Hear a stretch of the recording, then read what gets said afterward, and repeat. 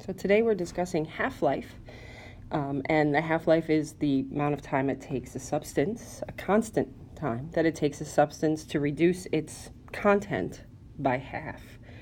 So this is the formula. It's a little nutty, kind of crazy. It's got a lot of pieces here that we need to talk about.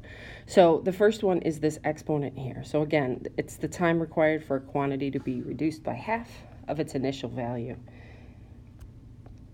What does that exponent mean? Okay, it's the amount of time that you have divided by the actual half-life time. So what that means is how many half-lives you go through in that amount of time. So this is literally our formula, P 1 plus R to the time power, okay? Where T is just the number of half-lives. Oh, that says half-life. Awesome. That says half-lives. Okay? And then, so, for example, if the half-life of a substance is 2 days, how many half-lives does it go through in 2 weeks? Okay? Well, that's if half-life of a substance is 2 days, so that goes on the bottom. The top one is going to be 2 weeks. Okay? But one thing you have to be sure of is this says days and this says weeks.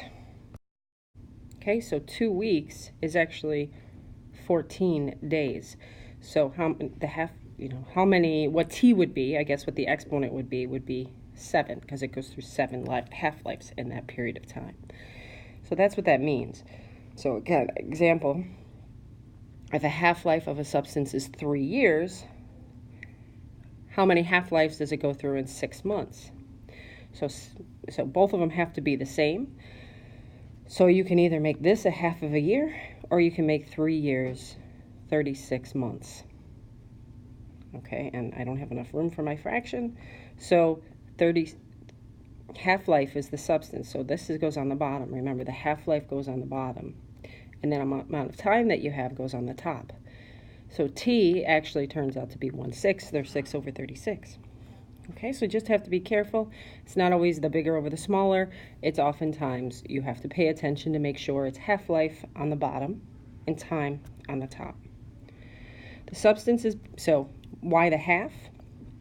Well, the half, because basically the rate is negative a half, because we want to reduce it by a half over that period of time.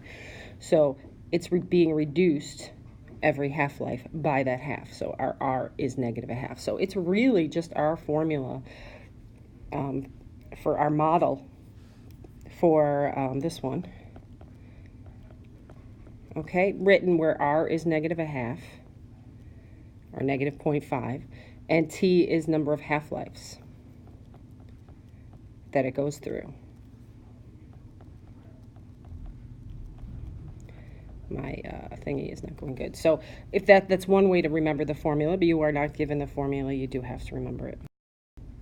So here's an example, how we're going to use it.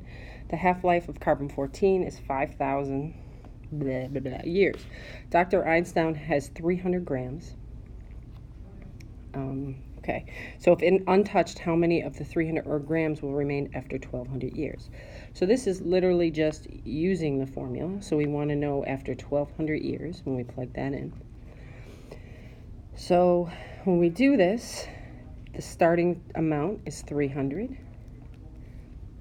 The rate, well, this is a half, or the rate is negative a half. And then we do time, so 1,200. And 5,720 is the half-life.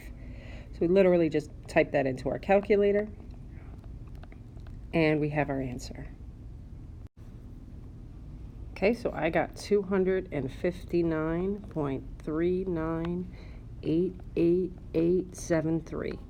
Notice there's no rounding stated up here, so my suggestion is leave it like that. Okay, so grams you can even write. So there you go. If untouched to the nearest 100 years, so this one tells us what to round to, how long will it take to reduce the carbon to 10 grams? Okay, so that's A of T, so that's the ending value.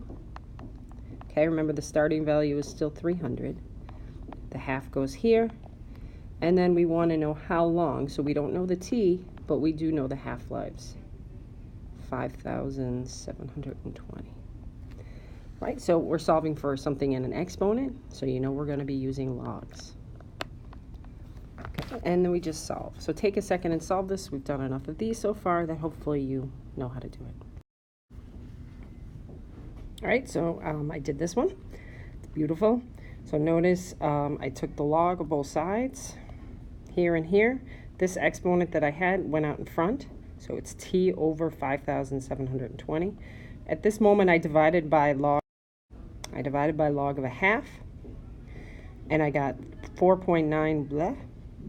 To get rid of this 1 over 5,720, you can either cross multiply. I decided to multiply by 5,720 both sides. This cancels out, and we're left with 28,067. It does say round to the nearest 100 years, so it's 28,100. That's how many years it'll take. So remember, this is the hundreds place. This one is telling you to make that one go up by 1. All right, have a great day.